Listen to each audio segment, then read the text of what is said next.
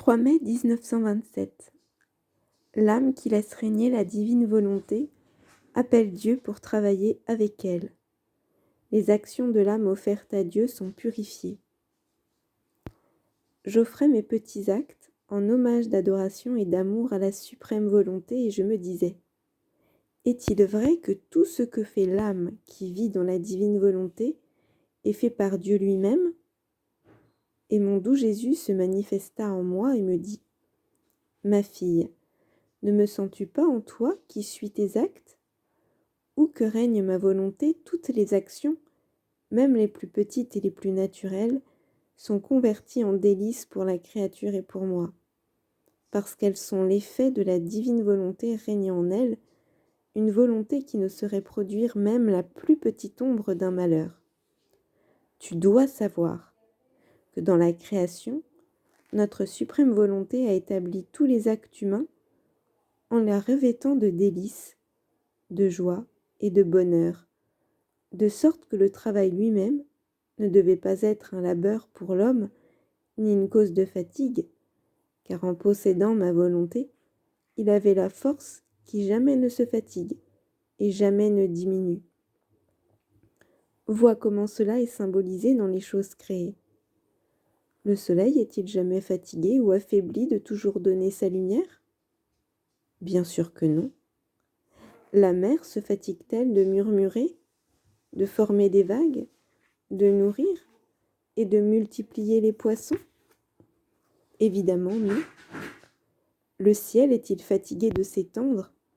La terre est-elle lasse de faire germer et de fleurir ? Certainement pas. Mais pourquoi aucune de ces créatures ne se fatigue-t-elle pas ? Parce qu'il y a en elle la puissance du divin fiat, dont la force est inépuisable. De la même manière, tous les actes humains accomplis dans la divine volonté entrent dans l'ordre de toutes les choses créées et reçoivent le sceau du bonheur.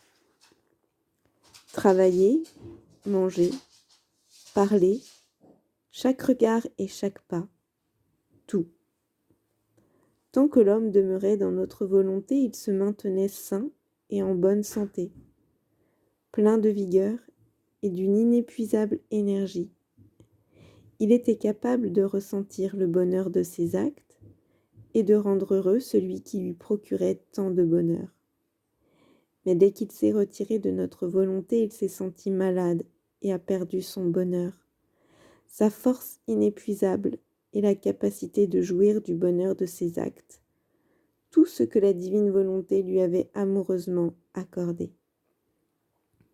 C'est ce qui se passe également entre une personne qui est en bonne santé et une autre qui est malade. La première mange avec plaisir, travaille énergiquement et aime s'amuser, parler et marcher. Celle qui est malade déteste manger, n'a pas la force de travailler, s'ennuie, ne trouve aucun plaisir à marcher et à parler, tout l'importune. Sa maladie a transformé sa nature humaine et ses actions en souffrance.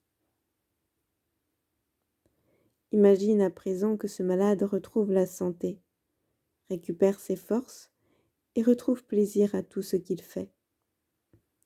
La raison de sa maladie était d'être sorti de ma volonté.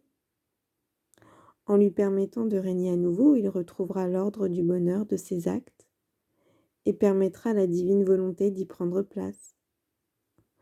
En offrant son travail, la nourriture qu'il prend et tout ce qu'il fait, le délice que ma volonté a placé dans ses actes humains ressurgit et s'élève jusqu'à son Créateur pour lui rendre la gloire et la joie qu'il avait disposée dans ses actes.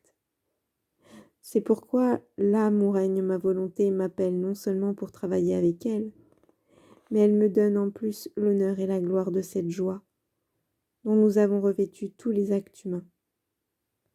Même si la créature ne possède pas la plénitude de l'unité de la lumière de ma volonté, pourvu qu'elle offre tous ses actes à son Créateur, en hommage et en adoration, étant donné que la créature est le malade et non pas Dieu, Dieu recevra la gloire du bonheur de ses actes humains. Supposons qu'un malade confie à une personne en bonne santé un travail qu'il est incapable de faire, ou qui lui donne sa nourriture.